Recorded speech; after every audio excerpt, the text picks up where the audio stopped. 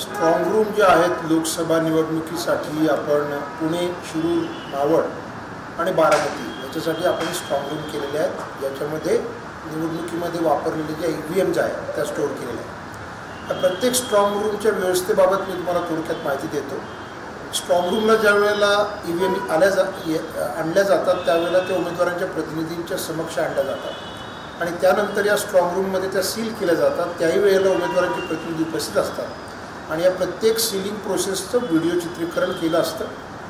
Strong room seal करण्यापूर्वीच त्या ठिकाणी CCTV कॅमेरे लावलेले असतात आणि त्याची पाहण्याची व्यवस्था ही एका वेगळ्या रूममध्ये केली असते, ज्या ठिकाणी उमेदवारांचे प्रतिनिधी त्याचं व्हिडिओ शूटिंग बाहेर बघू शकतात मॉनिटरवर. मूलतः ज्या वेळेला स्ट्रॉंग रूममध्ये ज्या EVM ज्या साठवल्या जातात त्याच्यासाठी भारतीय निवडणूक आयोगाने फार स्पष्ट सूचना दिलेल्या आहेत आणि अत्यंत त्रिस्तरीय अशी प्रकारची सिक्युरिटी व्यवस्था असते.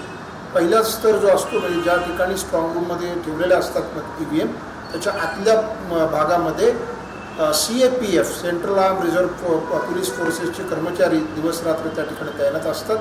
त्याच्या बाहेरची जी दुसरी लेअर असते ती SRPF असते, स्टेट रिझर्व्ह पोलीस फोर्स, त्याचे कर्मचारी तैनात असतात शस्त्रधारी. आणि त्याच्या बाहेरच्या तिसऱ्या लेअरमध्ये आपले जे काही स्टेटचे पोलीस असतात, राज्य पोलीस दल त्या ठिकाणी तैनात असतात. या ठिकाणी वॉच टॉवर्स असतात आणि इतरही सुरक्षा व्यवस्था करून ही पूर्ण व्यवस्था केलेली असते.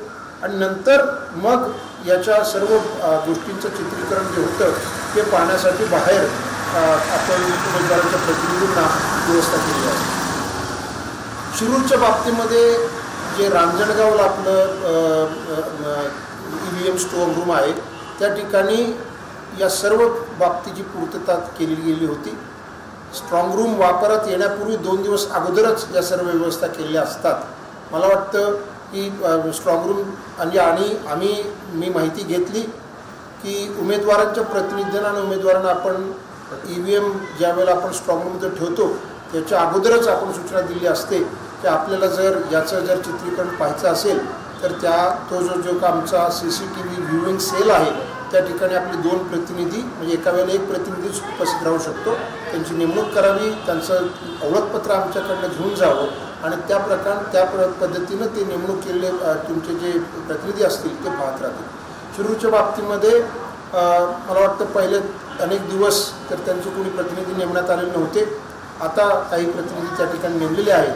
जी बातमी आज TV प्रदर्शित झाली मी आपल्याला सांगू इच्छितो की त्याच्यामध्ये काही कसल्या प्रकारचं तथ्य नाही आणि अशा प्रकारच्या चुकीच्या बातम्या काही लोक जर देत असतील तर ती जनतेची आणि एकूणच निवडणूक प्रक्रियेवर संशय निर्माण करणारी ठरेल.